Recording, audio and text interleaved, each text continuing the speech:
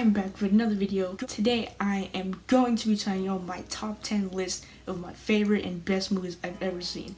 And I will break them down into the genres and categories later on, but let's start. Number 1, obviously, is John Wick Chapter 3 Parabellum.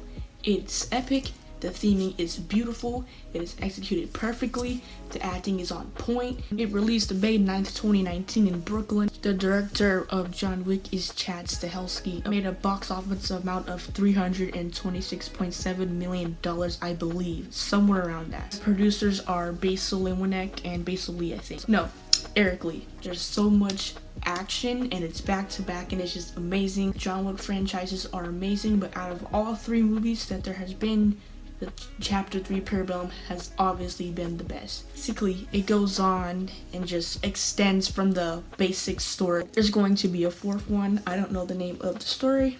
We do not know the name of the title yet, but I'm so freaking excited. I can't wait to experience that in theaters. But let's move on to number 2. Constantine. Oh my gosh, I just watched this last Saturday. It is amazing. If you don't like exorcism, religious, or whatever kind of material, I would not recommend it, but otherwise it's a pretty solid movie. I loved it because obviously Keanu Reeves is in it and the acting was on point. The theming was amazing. I liked the music, the scenes, the slow-mos. It was outstanding. And people have been hating on it because he's not a blondie like in the comics, but like the DC comics. But I think he did the best portrayal of John Constantine. Let's go on to the 3rd spot. The Devil All the Time. I saw this maybe 3 weeks ago. Amazing. The movie did a good job of making me feel so uncomfortable, and that's why it's number 3. The actors really make you feel like uncomfortable, and like they did a good job. They picked out the cast perfectly.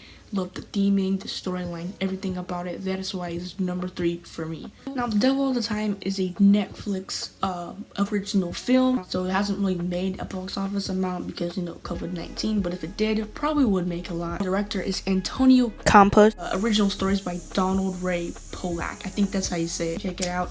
Let's move on to the next one. The Dark Knight. That is the best Batman movie you will ever see, and the best Batman movie that is out there, and that's on period, because it had the best action.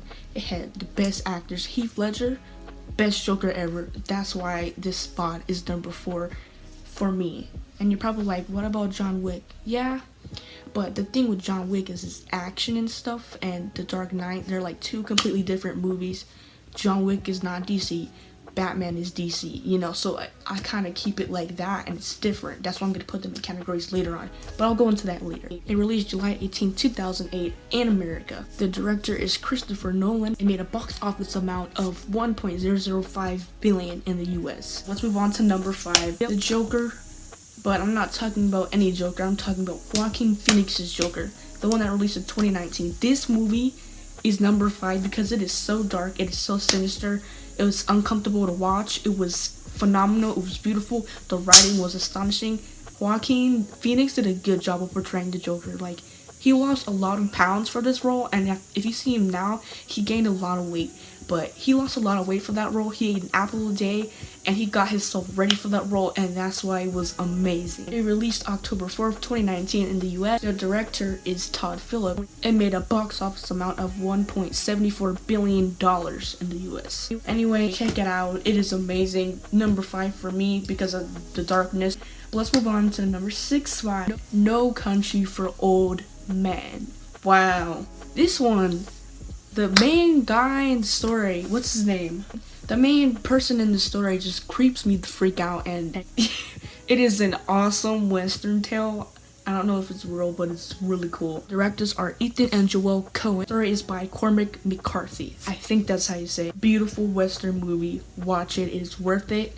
Let's move on to number 7. The Texas Chainsaw Massacre, but the film that was made in 2003. I literally could not sleep after watching this. It was scary. Oh my goodness. Basically, the Texas Chainsaw Massacre is an American horror franchise consisting of 8 slasher films, comics, and a video game adaptation of the original film.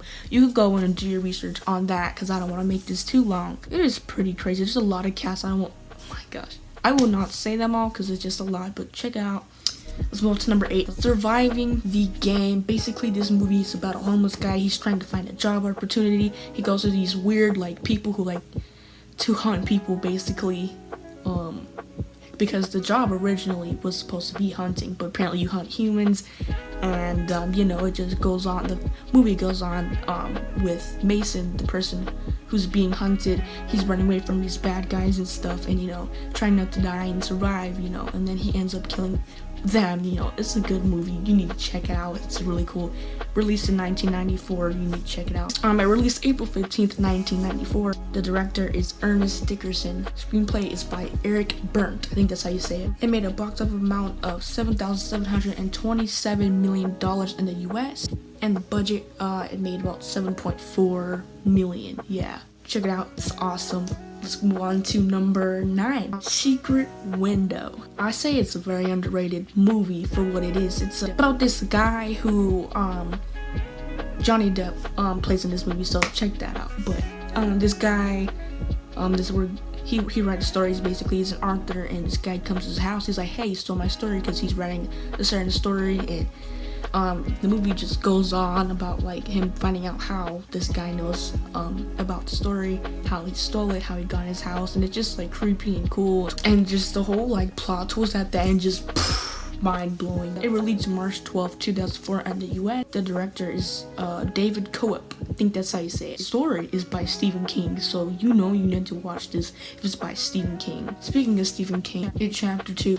You should already know what that is. I don't even have to explain. That movie is amazing. It is the sequel to the reboot, the 2017 reboot. Both really awesome movies. Good acting, good theming, everything. It Chapter 2 released September 6, 2019. The director is Andreas Muschietti. I think that's how you say it. The story, obviously, is by Stephen King. And it made a box office amount of $473.1 million in the US. I don't even have to explain it. Check it out and watch it. So now I will break down the categories, because I did not say the genres, just in case you're wondering. So I wrote down on this piece of paper the genres of the movies. So I'm gonna go by action first, since that's the main one I go to. So John Wick is action, The Dark Knight is action, and the movie Surviving the Game is action. Now, The Dark Knight is a superhero / thriller. Yeah, makes sense. A lot of action in it, fighting scenes, you know. That's why it goes in that category of action. Superhero, obviously, Batman, you know, DC stuff, superhero. It's also a thriller. Yeah, there's a lot of thrilling stuff in that movie, so that works. John Wick action definitely deserves that. I mean, like, it makes sense if you've seen the movies. And then Surviving the Game is action. Yeah, fighting scenes and stuff. And adventure. Yeah, it's about an adventure, basically. Mason trying to survive from these guys.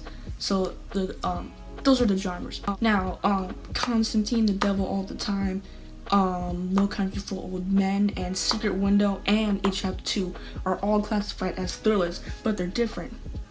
The Devil All the Time is psychological thriller. If you've seen the movie, you would know why. I won't go into that. Constantine, thriller, oh my goodness. If you've seen the movie, you know why. I won't spoil unless you've seen it. Thriller. The Joker, that's a thriller all the way.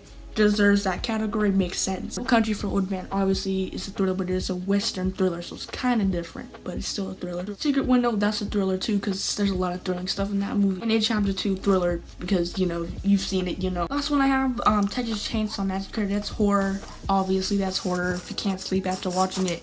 And slasher, because there's like a lot of like weaponry, gory stuff, like that's why. But that was my top 10 list. I hope you all enjoyed. I will be making the top 10 worst movies I've seen, because yes, there are bad movies out there, and I know it. And you would agree with me. You will agree with me when you see the video. But thank you so much for watching. See you next time.